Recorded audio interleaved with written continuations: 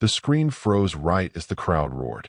Andrew's finger hovered over the remote. Useless. The TV glitched, green lines, static, then black. Not a clean shutdown. Not a polite error message. Just a sudden, ugly silence where noise was supposed to be. No, no, no, Andrew said, leaning forward instinctively, like proximity might fix it. The living room felt too quiet without the game. The Packers-Bears matchup had been loud seconds ago, his ritual, his anchor. Now it was gone, mid-play, mid-season, mid-something important he couldn't quite name. Behind him, Rebecca exhaled slowly. Not angry. Worse. Tired. Did it break? Jake asked from the couch, already half distracted. Andrew unplugged the HDMI, plugged it back in. Checked the router lights. Green. Solid. Perfectly fine. He smiled automatically. Probably the broadcast, he said. Give it a second. The lie came easy. Fixable things always did. He knelt by the TV stand, tools already in his hand without him remembering grabbing them. Small screwdriver. Habit. Comfort. Control. Binks the cat watched from the arm of the couch, unblinking, like he knew something Andrew didn't. Andrew's phone buzzed. Store group chat. Network outage. Some feeds down. Stand by. Stand by. That phrase followed him everywhere these days. He stared at the black screen, his reflection faintly visible. 53 years old, glasses slipping down his nose. The same careful expression he wore at work when customers asked if the new model was really better. Friendly. Modest. Safe. The TV clicked. Nothing happened. Rebecca stepped closer. It's okay, she said gently. It's just a game. Andrew nodded too fast. Yeah, I know. But his chest felt tight in a way that had nothing to do with football. Because it wasn't just the screen that had gone dark. It was the feeling that something had stopped, mid-play, mid-life, and he didn't know which wire to reconnect to make it move again. Andrew stayed on the floor longer than he needed to. The TV remained black. No error message. No spinning wheel. Just a dark, glossy rectangle reflecting the room back at him like an accusation. Dad, Ellis said from the hallway, peeking in. Is it broken for real? Andrew forced a smile without looking up. Nothing's broken, he said. Just paused. Rebecca raised an eyebrow at that. Paused. She'd heard that word before. When promotions didn't come. When side projects stayed ideas. When Andrew said next year would be better. Andrew stood and walked to the router, crouching again, checking cables that were already seated perfectly. He unplugged one anyway. Plugged it back in. The tiny lights blinked obediently. See. Still working. His phone buzzed again. Store group chat. Feeds unstable across multiple regions. Might be provider issue. Store group chat. No ETA. No ETA. Andrew felt the familiar itch behind his ribs. The need to do something. Anything. Even if it didn't matter. At work, he was the guy who always knew how to reset things. Who explained updates with calm confidence. Who said, let's try this first. At home, that confidence felt thinner. Rebecca sat down on the couch, rubbing her temples. You don't have to fix everything, she said, not unkindly. Andrew glanced at her. I know. But he didn't stop. He grabbed his laptop, balanced it on the coffee table, and started running diagnostics he knew wouldn't change anything. The outage wasn't local. It wasn't his fault. It wasn't even fixable. That didn't stop him from trying. Jake had already pulled out his phone, scrolling through highlights from earlier plays. Life moved on quickly when you let it. Andrew noticed that with a dull ache. Store okay? Rebecca asked. Sort of, Andrew said. Same thing there. She nodded slowly. Maybe that's telling you something. Andrew didn't answer. He was too busy staring at a loading bar that refused to move. Binks jumped down from the couch and rubbed against Andrew's leg, tail flicking once before settling near his feet. Andrew absently scratched behind the cat's ears, grounding himself in the simple reality of fur and warmth. The laptop chimed. Connection lost. Andrew leaned back, exhaling through his nose. For a moment, he let his head rest against the couch, eyes closed. He thought of how often he told customers, Sometimes you just have to wait for the signal to come back. The thought lingered. Uncomfortable. Persistent. Because waiting meant admitting that this time, knowledge wasn't enough. And Andrew wasn't sure who he was without the answers. The knock came from the apartment next door. Not loud. Not urgent. Just two soft taps, like someone unsure they were allowed to ask. Andrew opened the door to find Mr. Calder standing there, shoulders hunched in his dolphin's hoodie, phone clutched in both hands like it might bite him. Mid-60s. Widower. Polite to the point of disappearing. "Sorry to bother you," Mr. Calder said. "My TV went out too. Thought it was just me." Andrew felt something twist in his chest. "No," he said quickly. "It's everywhere."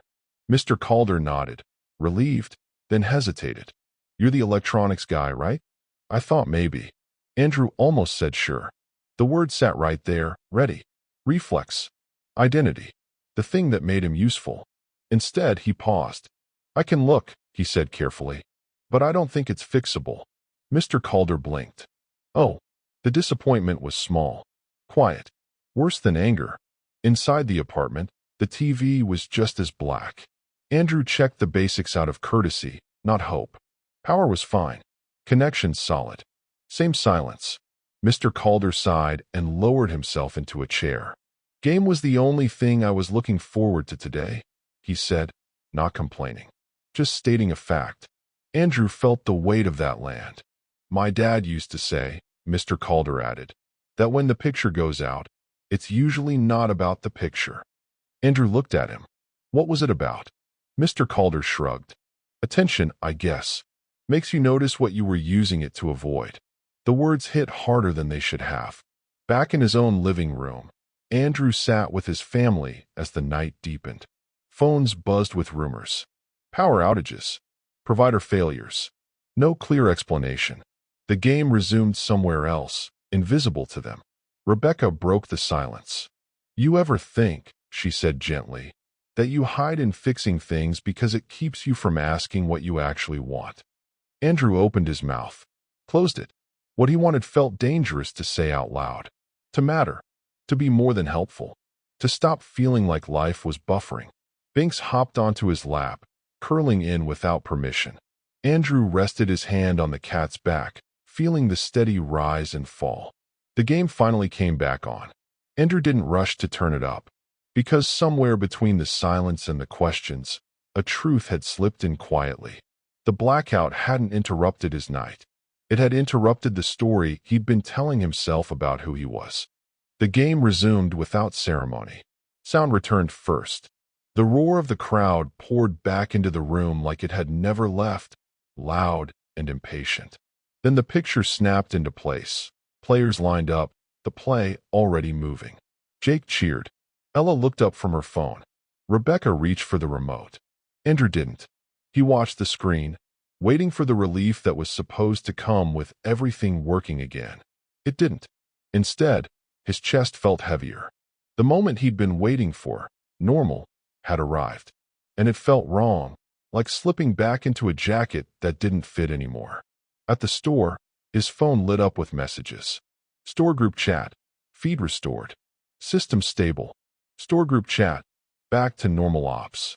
Back to normal. Andrew muted the TV. "What are you doing?" Jake asked. Andrew didn't look at him. "Listening." Rebecca turned toward him slowly. "To what?" Andrew hesitated. The words were there, but they felt fragile. Like saying them out loud might collapse something he wasn't ready to rebuild yet. "I don't want to keep living in fixes," he said finally. "Quick answers. Temporary wins." Rebecca's face softened, not surprised. Relieved. "Then don't," she said. "But if I stop," Andrew swallowed. "I don't know what I'm for." The admission hung in the air, raw and unprotected. Ella spoke quietly from the couch. "Dad, you're not an app." Andrew let out a breath that was almost a laugh. Almost.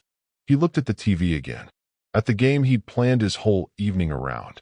At the ritual he'd used to mark time while everything else stayed the same. The Packers scored. The crowd exploded. Andrew turned the TV off. Not angrily. Not dramatically. Deliberately. The room fell quiet again. But this time, the silence felt chosen. Andrew sat back, hands empty, heart racing with the weight of what he'd just done. Because he understood now. Fixing things had been his shield, and putting it down meant standing exposed. But also, finally free. Andrew woke early the next morning, before anyone else. The house was quiet in that fragile way it only was before sunrise. Binks sat on the windowsill, watching the street like nothing important ever happened without his approval. Andrew made coffee and didn't check his phone. That alone felt unfamiliar. When Rebecca came in, she stopped when she saw him sitting at the table instead of scrolling, hands wrapped around the mug like he was warming something deeper than his fingers. "You okay?" she asked. Andrew nodded. "Yeah, I think I am." They didn't rush the morning. No TV, no highlights replaying what he'd missed. Just conversation that wandered without purpose and somehow landed exactly where it needed to. Later, Andrew took a walk with Jake and Ella. No destination. No earbuds. Just Florida air and the sound of his kids arguing about something unimportant in a way that meant everything was fine. He listened. Not like he listened to customers. Waiting for the problem so he could solve it. Just listened. That afternoon, he opened his laptop. Not to troubleshoot. Not to fix. But to write. Not a resume. Not a plan. Just words. Honest ones. Questions he'd avoided. Once he'd buried under competence. He didn't have answers yet, but he wasn't buffering anymore. That night, as the sun dipped low and the house filled with ordinary sounds, Andrew passed the TV without turning it on. The screen reflected him briefly, older, tired, but somehow lighter. The miracle hadn't been the blackout. It had been the pause. The moment life stopped asking him to perform and started asking him to be present. Andrew Wright sat on the couch with his family, the cat warm against his leg, and felt something settle into place. Not certainty, not success, just alignment. And for the first time in a long while, that was more than enough.